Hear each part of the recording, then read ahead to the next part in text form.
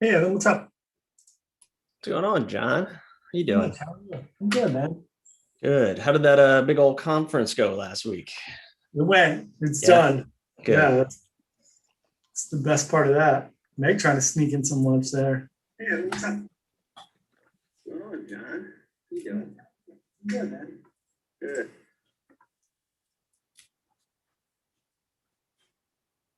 What you eating, Meg?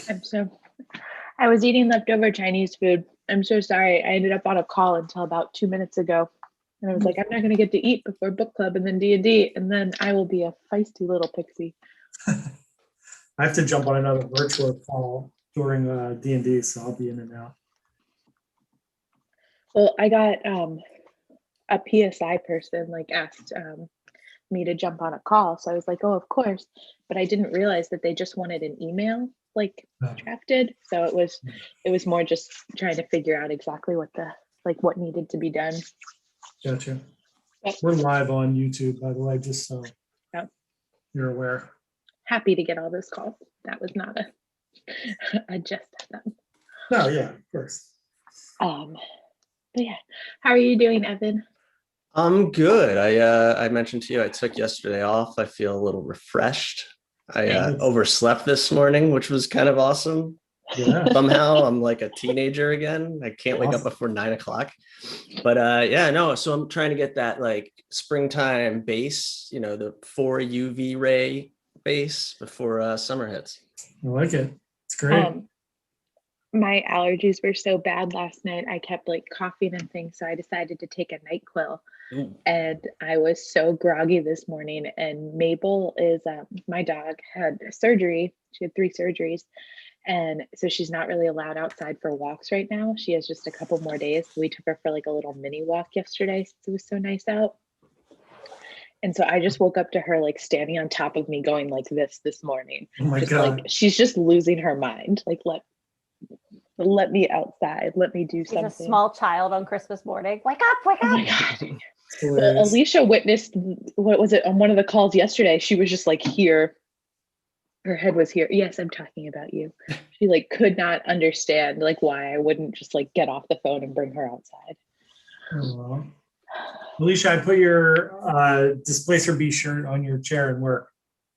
Yes, I'll get it on Wednesday. So I have a new one to wear next week. Yes. That's very exciting. All right, everyone. Welcome. We are live on YouTube and live here in person. Stephen King stand. Very nice, Meg. So, Alicia, did you finish?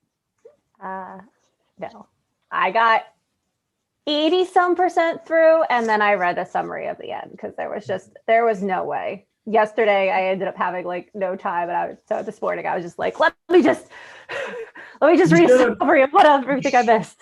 You should have I watched have this this thing. much left of the book, but I Yeah. also read a summary. I made it to chapter 72, which It's like impressive. That's like almost More- exactly where I am. it's more frustrating that it's like so close. But actually, Alicia and I were on a call earlier today, and we already like started talking about it because we just both had a lot of feelings. So Yeah. I'm excited to dive into it. I watched the miniseries on Paramount, which I watched the first episode before, and I was aggravated because it was jumping around. Wait, the 1994, the new one that just the came new out. one. Yeah, the new I one. just started it. Oh my Yeah. gosh. I'm So excited. I was aggravated because it didn't start where the book started. So I was like, oh no, this is going to be another one where they're like, doesn't do it. And then I got to the end of the first episode and I realized that Stephen King's son was writing the teleplay. So I started watching it. I got through it, and then Alicia had said something about the last episode. So I watched the last episode, and Stephen King wrote the last episode of the miniseries. So he added in some like circle Calling closing it a thing. coda. Yeah, he added some closure to some stuff. So anyway, we can go around and just give your kind of overall impression if everybody wants to give their overall impressions of the book.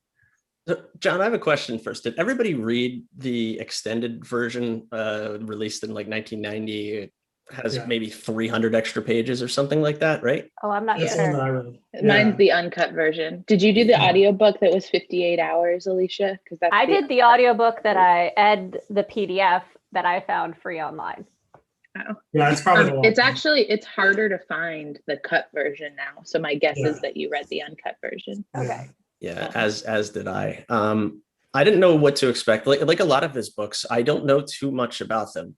I mean, I've heard of The Stand over the years, but this is the first time I really dove into it, and I enjoyed it. Knowing that there's 1,100 pages, there's going to be a lot of movement in it, a lot of different characters introduced, and then kind of killed off essentially. But there's many different acts in this play, and some were a little tiresome at times, but probably about halfway through the book I really seemed to get in the flow of it. But yeah, I mean, overall I think it's the best read of his so far. What do you guys think, Meg? I would agree that this is definitely my best or my favorite Stephen King so far, including the little bit of the more recent Stephen King that I had read before we started this. I personally, I'm not a huge fan of Stephen King when he's being what people think of as the traditional Stephen King, the sci-fi fantastical horror version. I'm a bigger fan of his character building and the world, and I find that that's when he's at his best. I was telling Alicia that I think this book is going to have to be one that I go back and reread, because there were parts of this book that I really, really loved. And then there were parts that felt like trudging through mud to get through. And I really hate when reading becomes a chore, because it's my favorite thing in the world. So I get pretty sad when it's suddenly something that I have to do or don't want to do. And so I don't think I gave those sections the respect that it probably deserves. And I should, so I eventually want to go back and read that. But for the majority of it, or at least the parts of this book that I really liked, I felt that it was my favorite so far, and diving into the characters. How about you, Alicia? Going to be the dissenting opinion. Salem's Lot is still my favorite. Sure. I really enjoyed Salem's Lot. This one tied more into, this is the first one where I felt like I could see him bringing books together for a multiverse. To me, it tied very much into the Dark Tower stuff. It seemed like he was almost setting up that world. Yeah. And I know that Randall Flagg plays a part in that. Oh, spoilers. I've never read the Dark. I've never read those. No, it's not really. That's not a spoiler. I thought everybody knew that. No, so I mean, obviously, we're going to read the Dark Tower, but it's not a secret. I don't think it's a secret at all that Stephen King has the Man in Black, or Randall Flagg, or whatever you want to call him, is the bad guy in almost every Stephen King book. He has 10 different names, right? And he's in almost every book. It's the same. It's the same person. It's supposed to be the same person reincarnated in different things. So yeah, Randall Flagg is the Man in Black. So he is the bad guy. But it is funny. I said to Alicia, I didn't realize it until the other day that the Skarsgård brothers are taking over as the bad guy in every Stephen King movie, because the younger one is Pennywise in it, and then Alexander Skarsgård is now Randall Flagg in The Stand. So it's really funny. Can I ask you a random question?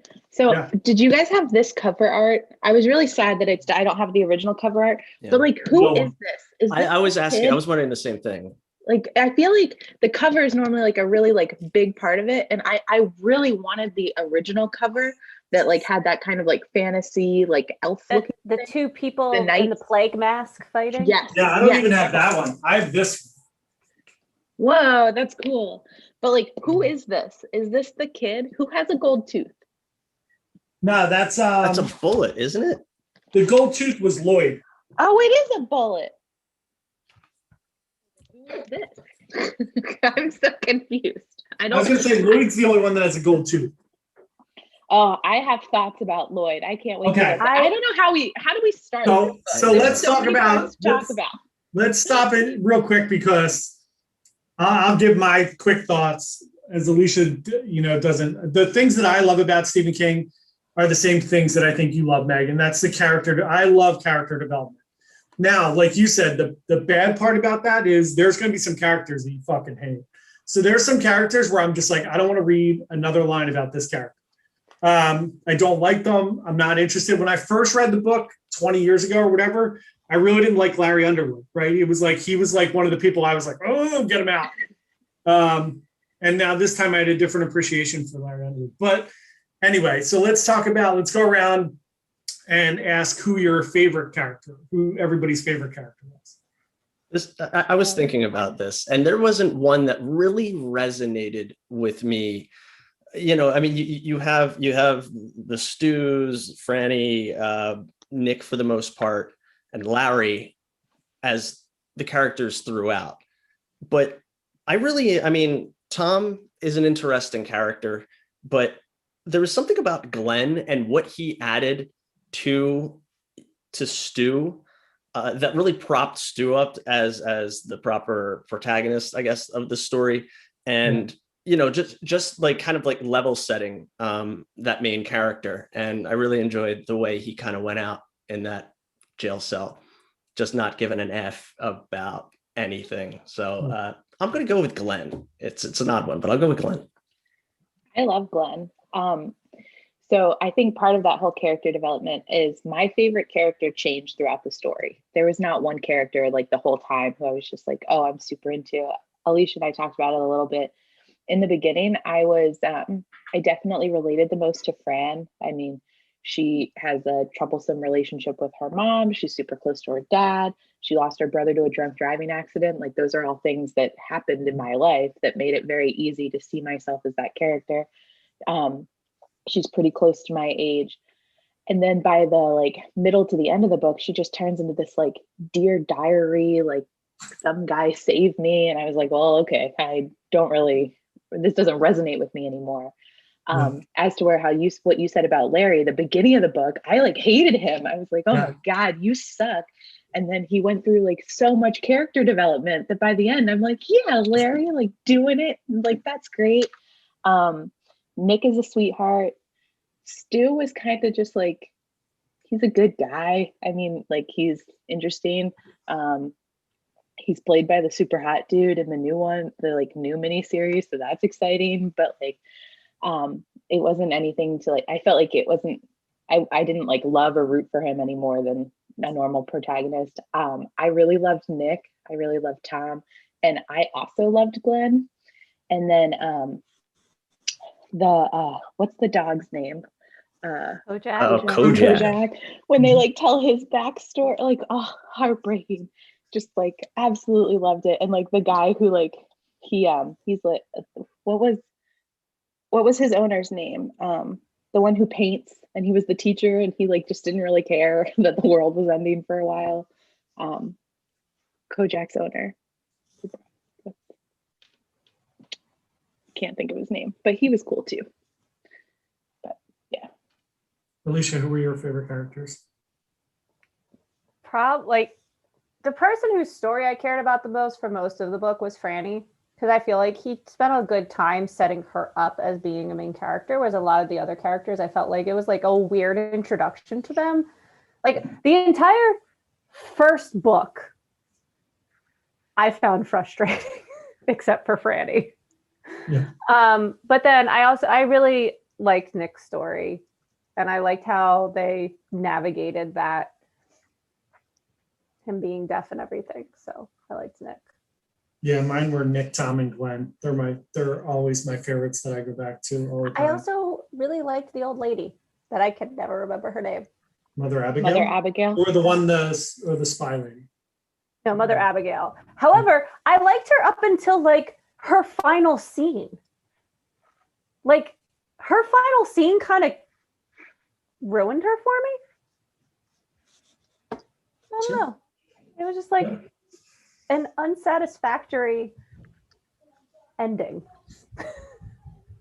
Yeah, I mean, again, I think to me, the thing that I love about this book, which was my like all-time favorite, I don't know how it's going to shake out as we read, because it's the first time I read it in like 10 years, but it was, this is the book that really lays the groundwork for probably 40 or 50 other books of characters that are going to come back and you're going to learn more about them, and more people are going to pop in and out that you'll see over and over and over again, which is really cool. Yeah. John, so far, I mean, I noticed the Shining reference with Mother Abigail, and I was like, aha, there's one of the connections. But one of the things I wanted to ask you, going into this, there's certainly a lot of religious, not even undertones, just religious themes to it, which I don't have any background on. Is there anything that you would have to say about, I guess, the free will versus, whatever God wants, and the struggle between how, the quote unquote devil and God, and do they need each other in order to actually, be opposing forces? Yeah, it's a recurring theme in a lot of the books that you'll see going forward.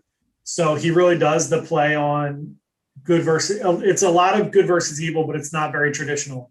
It is very much of like Zoroastrian. Yeah, it is. But he does, I do see similarities between him and Gaiman in that respect, where they do kind of take on similar topics. They weave them a little bit differently in telling their stories, but it's a similar thing with free will versus fate, so to speak. Yeah, it's interesting. Yeah, actually, but that's a recurring theme.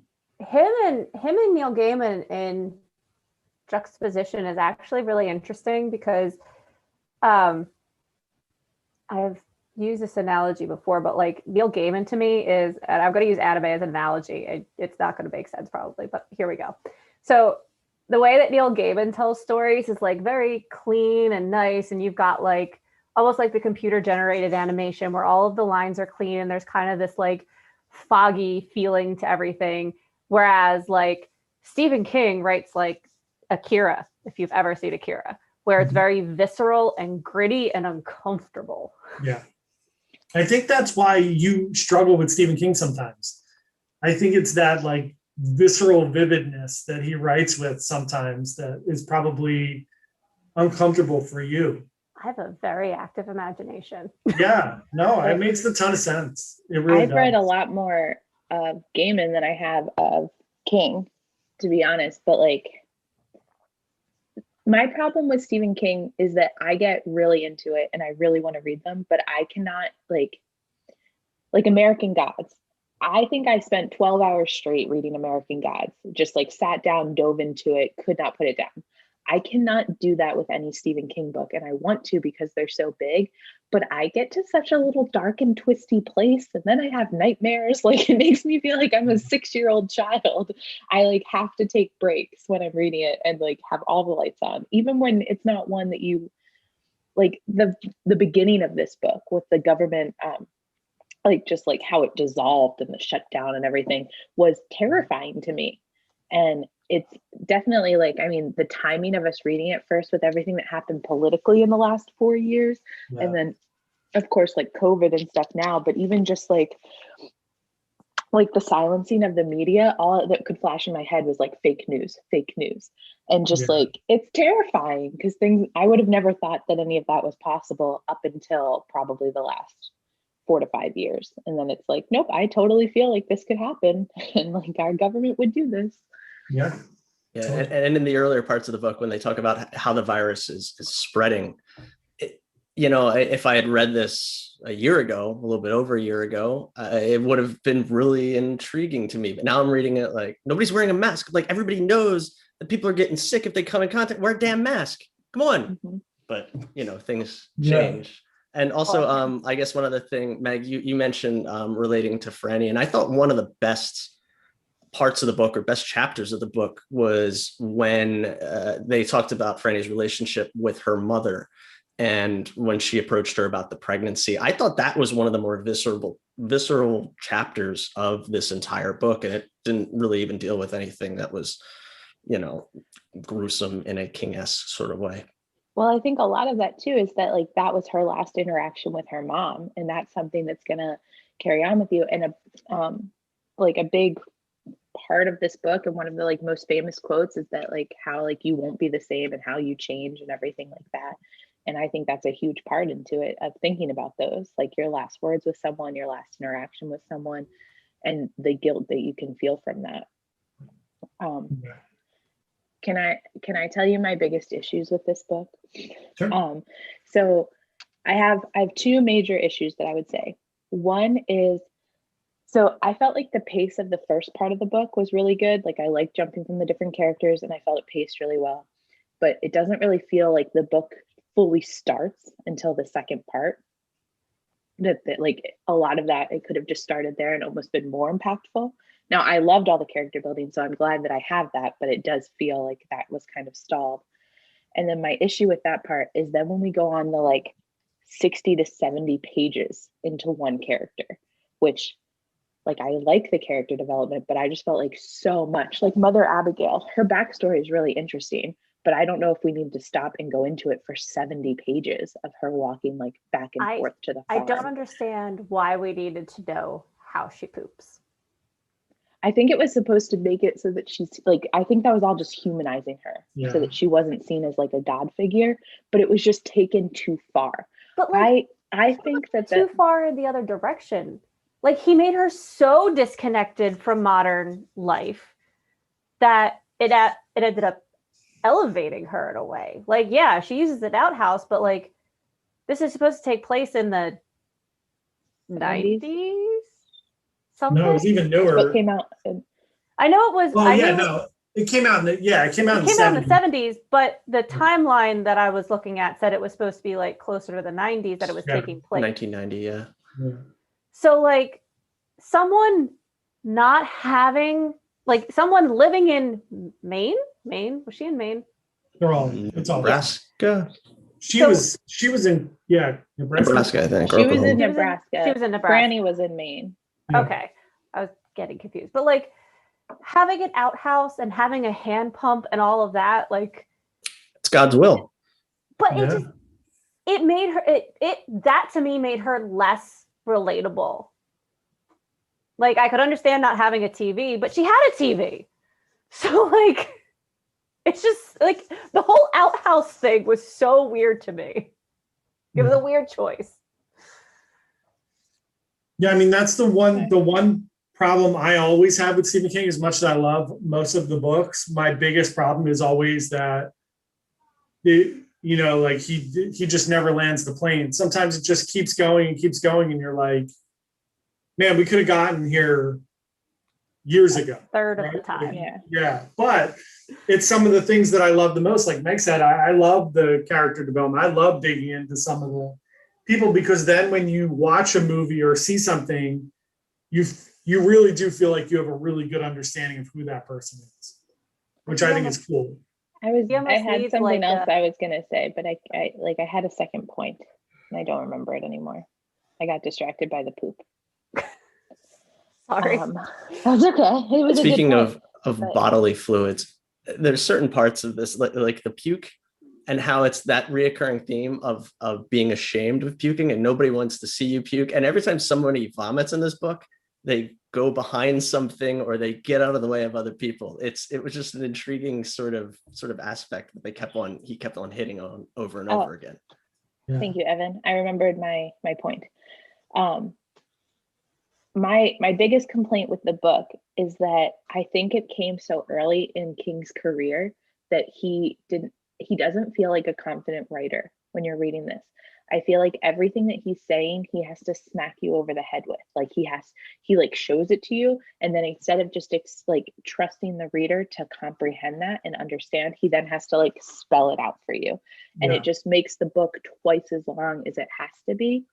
And I feel like he doesn't believe in himself enough to like cover it. And I don't know if that's the beginning part, like, or just because it's an earlier novel, or if as we read more that's just like how he does things, and that'll stay. Shows and tells. Yeah, it just felt like there was just a lot of times where you knew what he was trying to say, and then he turned around and also had to come out and say it. And that's then my only other complaint I will say is the second half when they're in Boulder, and you have what's her name? Is it Nadine?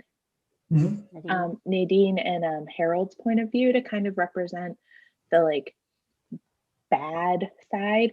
I felt like the book would have been a lot more compelling if we like jumped over to Vegas more and saw like inside Lloyd and other people and things like that, rather than just staying like the committee meetings. I really hated those. Like, what was the point? I just didn't. Yeah. I love organization. I loved those. I really got a kick out of reading about how to organize a new society. I am a dork, but I think you're right about the Vegas side. Like, I was curious when they were actually going to go into that a little bit in depth more, but it almost made, I was more intrigued with Lloyd and even Trash Can Man. And I thought Flag was just kind of just meh. Like, really, dude? Like, you just start losing all these powers because, was it Mother Abigail died? Because the Four Horsemen were coming for you? Like, he just seemed like a subpar evil dude to me. Well, go ahead. Going back to Nadine, I was really disappointed in her story arc. Like, she's one of the people I started out actually kind of liking, and then like she just went crazy. Yeah. Okay.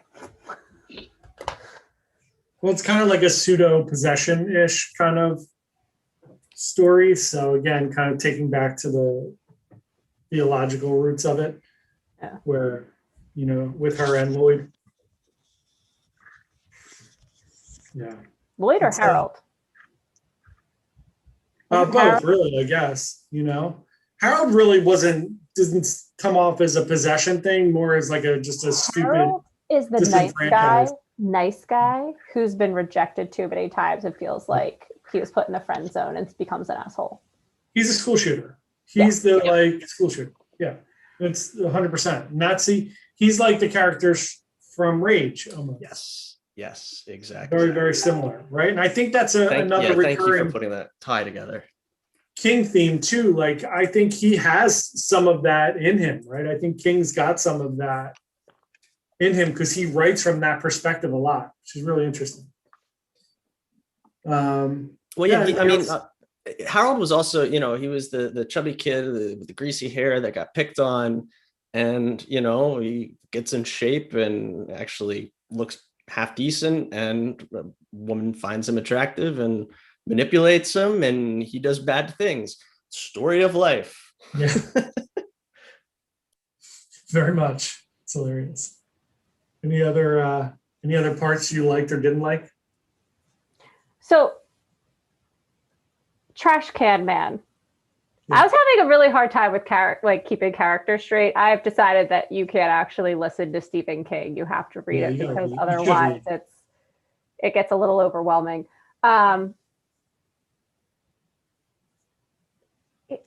Why does he nuke Las Vegas? It seems like it was just because he wanted to. Yeah, I think he just lost his mind. I don't think he was all there anyway. It's trying to use the wrong person for the wrong thing. I think he was just crazy, and which was why it was more annoying to me that they didn't spend more time in Vegas, because the only real insight we had to Vegas was an unreliable narrator. Yeah. And I don't know. But I thought he was just nuts. Yeah. Well, he was the perpetrator of the uncomfortable interaction, right? Or am I misremembering which character it was? With the gun. Nope. Uncomfortable The interaction. rape? Are you talking about the rape? Yeah. That was him, right? Was that the kid or was that him? I don't know. I feel like I got him confused also. I should have taken better notes, which is like saying a lot because I'm a very good note taker. Yes, the kid. See, I forgot about him. There's these characters that show up for a couple of chapters and I totally forget about. But yeah, that you're right. That was pretty, gotcha. Also, I don't really love how like Stephen King displays like homosexual people so far in his novels, and kind of the trope of like the old wise like Black person seems a little racist. That seems to kind of be there with Mother Abigail a little bit. I feel I mean, he does it with The Shining with Scatman Crothers. What was his name? It's hilarious. I don't remember his name either. It's funny. I was thinking Daryl? So close. Yeah, but yeah, same thing. I think it's also like the same as we saw in Carrie, where it's like him coming at it from a very early perspective. But I think Dick Harrelson. But I think that's again, to me, those are some of the things that I like because just I've read all the books. So one of the things I like is that he changed, his perspective changes greatly as he gets older. So, well, and it's kind of to tie it back to things like you could kind of see the growth of society through Stephen King's writing because he's been writing so long. Like Stephen King now is considered extremely woke, for lack of a better term. Yeah, he's and yet, very good. Still, like his early writing to us feels incredibly offensive. Yeah. And what it would have been considered offensive for when he was writing it is not what we're picking up as being offensive now. And that's why I'm okay with a lot of this. I think knowing who he is, at least now, I can read this without being like, wow, he's thick, But even with Rage, and I'm sorry that I missed that because Meg told me like 2 hours before it happened. I really enjoyed Rage because it was something that I wouldn't ever be able to read now, right? Yeah. And I can understand how idiots could read that and do stupid things like Harold. Sure. And there's that sort of link between the two again. So yeah, agreed. All right, so the next book is The Long Walk. Is it longer than The Stand? It's not. It's only like 300 pages. Hold on a second. 384 pages published under that's like a chapter. It's a Bachman book. Bachman. My uncle actually gave me the Bachman collection to borrow. So yeah, it's in there, Alicia. So you should be able to watch it, to read it in there. Let me check. I have the Bachman books here. I have it downstairs. Bachman books. Yep, The Long Walk. It's the second one right after Rage. Awesome. Your cover's prettier. Well, this is the original Bachman book. Did you say your favorite character? You did. I'm sorry. You did. Yeah. Mm-hmm. Yep. So that will be, I don't know, however long you guys need, maybe a month or so, whatever. Give everybody a couple weeks to get cracking on that, and then we'll schedule it. I don't want to keep scheduling them if we're not done. So let's touch base in like 2 weeks, see where everybody's at, and then we'll schedule it, because it sucks that you guys weren't able to really finish the book. Not that, again, Stephen King's endings are not the best things on earth anyway. So, but that was I would recommend watching the Paramount Plus version, just to like, it's not perfect, but it's fun anyway. I would also recommend just reading the last chapter, like the very, very last chapter, and really like the final stanza about, the allegory of the wheel. The one thing that wasn't answered in the summaries very well, and maybe it wasn't answered at all very well, was, does Franny's baby live? From what the part that I read this, so again, I didn't read the ending, but I ended up reading like a summary of the ending. And isn't the baby, he's born, but he has this is, again, check me if I'm wrong, because I didn't actually read it, but he's born, he has the disease because he only has half immunity, but he ends up surviving, and he's named Peter after her dad. Correct. My summary didn't go into that. My summary said Franny was told her baby would probably survive. Oh, I went on the Stephen King wiki to read the summary of the end. Sorry. And John, was there a reason why he was able to mutate? Well, as the virus mutated, he was able to also dynamically mutate with that to fight it off? No, not that it's been explained or anything. Not that I'm aware of or that I remember for any reason, but it might be explained in a later book. I just don't remember. Yeah. But all right, cool. Thank you guys very much. That was one of our longer ones. It's a long book, so I feel like we could have gone a lot more in depth with it. Oh yeah. But as far as that half an hour, agreed. Trying to keep it light. All right, everyone. So thanks everyone. If anybody watched or anybody watches in the future, if the world ends and we're the only 4 people left, then it'll be a lot of fun. It will be a It's a good ton. group of people. I want to be on the Yeah. organization committee. I geek Yeah, out well, about that stuff. Just the You four of have us. that. So we're I good. do not want to be on the organization committee. Just tell me what to do. I want to write our manifesto. That's what I would like to do. I just Sure. want to sit in the corner and crochet. Like, Fine. All right, everybody. We'll be doing the long walk next, which will be in a few weeks. We'll let everybody know when that is. And then otherwise, feel free to sign in 30 minutes and watch our D&D adventures. And we will see you all there.